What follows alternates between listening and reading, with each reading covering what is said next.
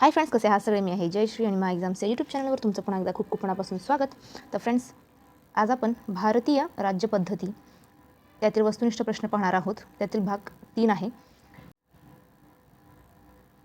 याआधी आपण भाग 1, भाग 2 पाहिलेला आहे. जर तो व्हिडिओ पाहिला नसेल तर त्याची लिंक मी डिस्क्रिप्शन बॉक्समध्ये देईल, जाऊन नक्की चेक करा. त्याचबरोबर जर चॅनलवर नवीन असेल आणि चॅनलला सबस्क्राईब केलं नसेल तर मा एक्झामच्या यूट्यूब चॅनलला नक्की सबस्क्राईब करा. चला आता मग वळूयात आपल्याच्या पहिल्या प्रश्नाकडे. तर प्रश्न आहे, डॅश हा अंदाजपत्रक तयार करून ते संसदेपुढे मांडतो.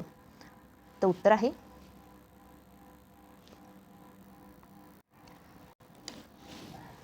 आहे केंद्रीय अर्थमंत्री.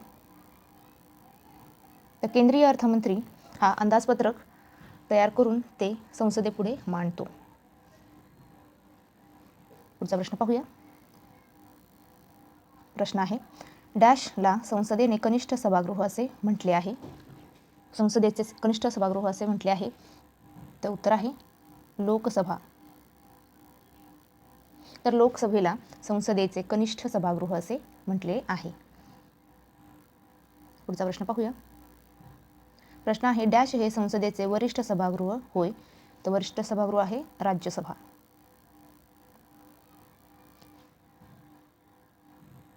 पुढचा प्रश्न पाहूया. प्रश्न आहे, आणीबाणी जारी असता संसद लोकसभेचा कार्यकाळ जास्तीत जास्त डॅश वाढवू शकतो. तर उत्तर आहे 1 वर्ष.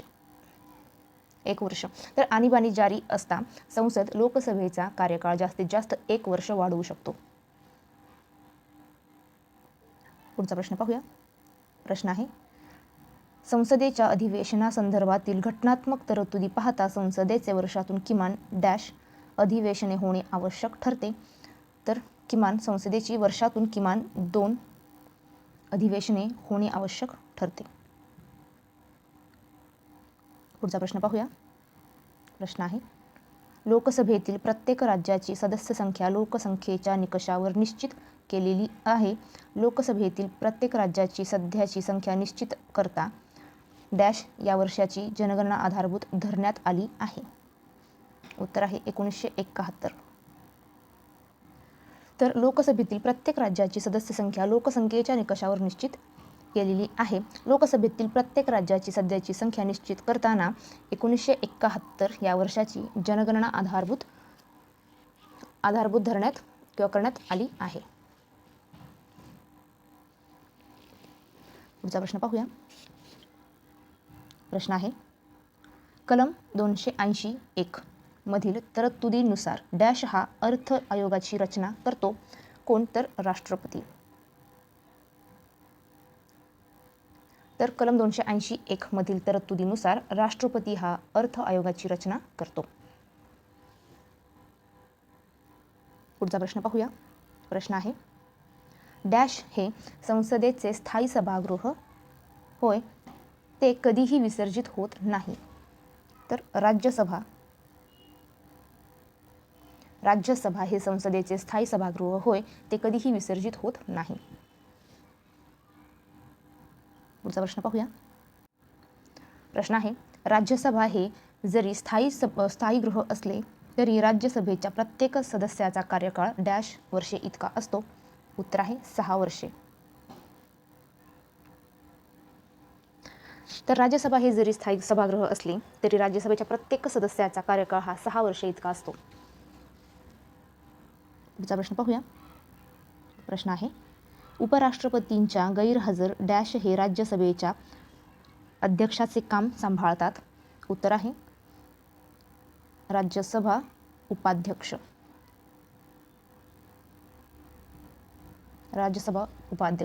तर राष्ट्रपतींच्या गैरहजेरीत राज्यसभा उपाध्यक्ष हे राज्यसभेच्या अध्यक्षांचे काम सांभाळतात. पुढचा प्रश्न पाहूया. प्रश्न आहे, भारतीय घटनेतील कोणत्या कलमानुसार जम्मू आणि काश्मीर हे घटक राज्यात खास दर्जा देण्यात आला होता.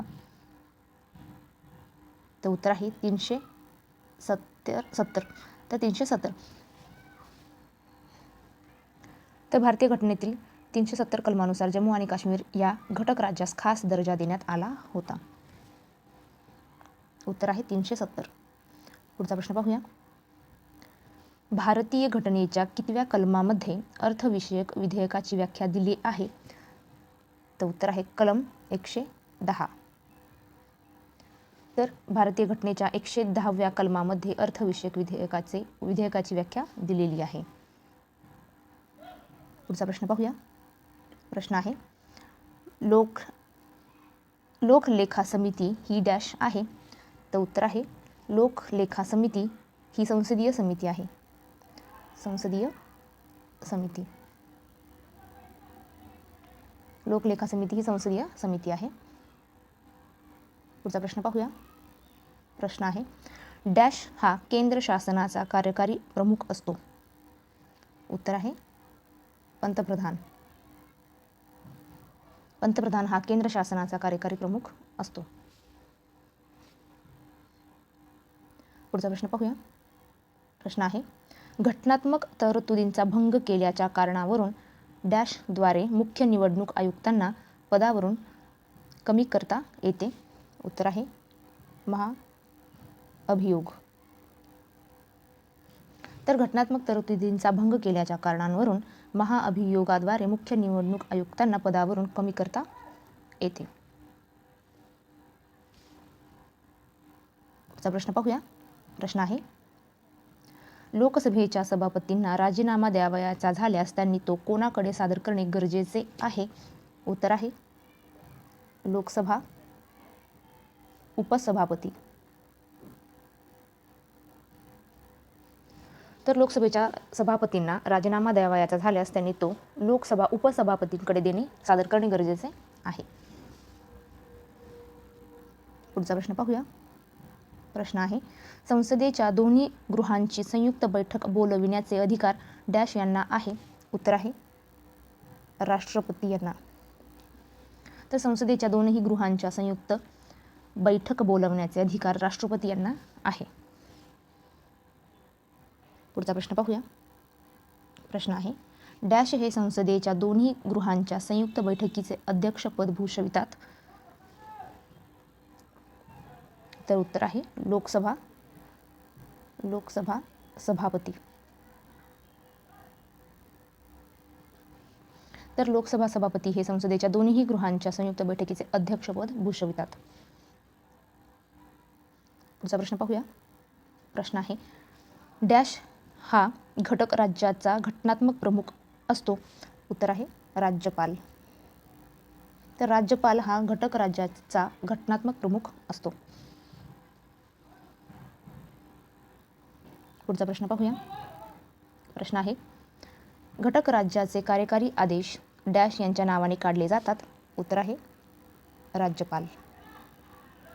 तर घटक राज्याचे कार्यकारी आदेश राज्यपाल यांच्या नावाने काढले जातात.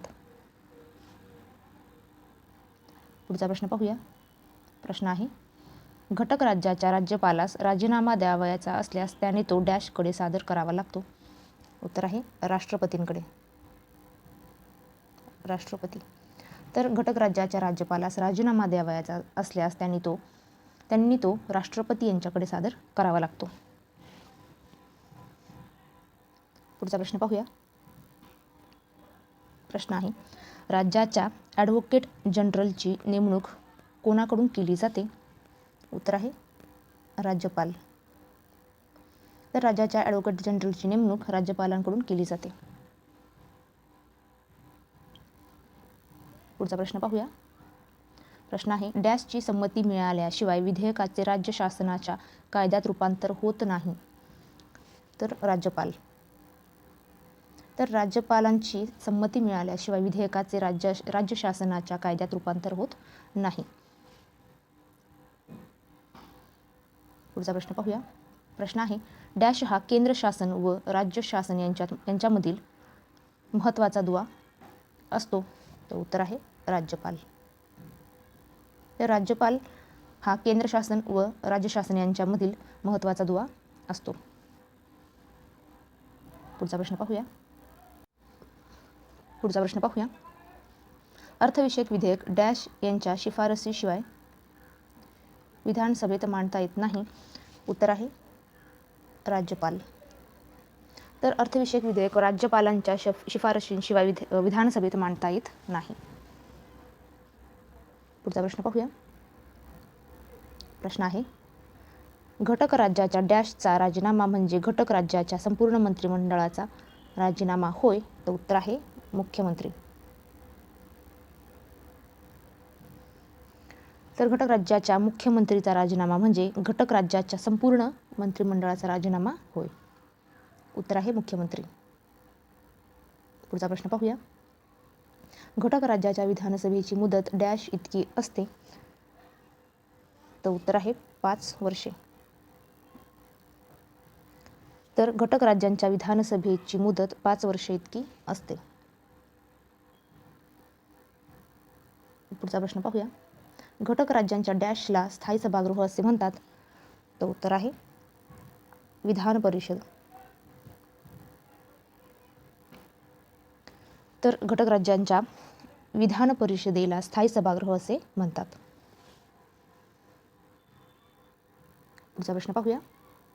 प्रश्न आहे, राज्य विधिमंडळाच्या डॅश या गृहास वरिष्ठ गृह असे संबोधले जात असले तरी प्रत्यक्षात त्याचे महत्त्व दुय्यम स्वरूपाचे असते. उत्तर आहे विधान परिषद. तर राज्य विधिमंडळाच्या विधान परिषद या गृहास वरिष्ठ गृह असे म्हटले जात असले तरी प्रत्यक्षात त्याचे महत्त्व दुय्यम स्वरूपाचे असते. पुढचा प्रश्न पाहूया. प्रश्न आहे, राज्य विधानसभेचा सदस्य म्हणून निवडून येण्यासाठी उमेदवाराचे वय कमीत कमी डॅश पूर्ण असावे लागते. उत्तर आहे 25 वर्षे. तर राज्य विधानसभेचा सदस्य म्हणून निवडून येण्यासाठी उमेदवाराचे वय कमीत कमी 25 वर्ष पूर्ण असावे लागते. तर फ्रेंड्स, तुम्हाला हाचा व्हिडिओ कसा वाटला नक्की कमेंट करून कळवा. व्हिडिओ आवडला असेल तर व्हिडिओला लाईक करा, शेअर करा आणि चॅनलवर नवीन असेल आणि चॅनलला सबस्क्राईब केलं नसेल तर महाएक्झाम्सच्या यूट्यूब चॅनलला नक्की सबस्क्राईब करा. चला तर फ्रेंड्स, थांबूया इथेच भेटूया पुढच्या व्हिडिओमध्ये. जय हिंद.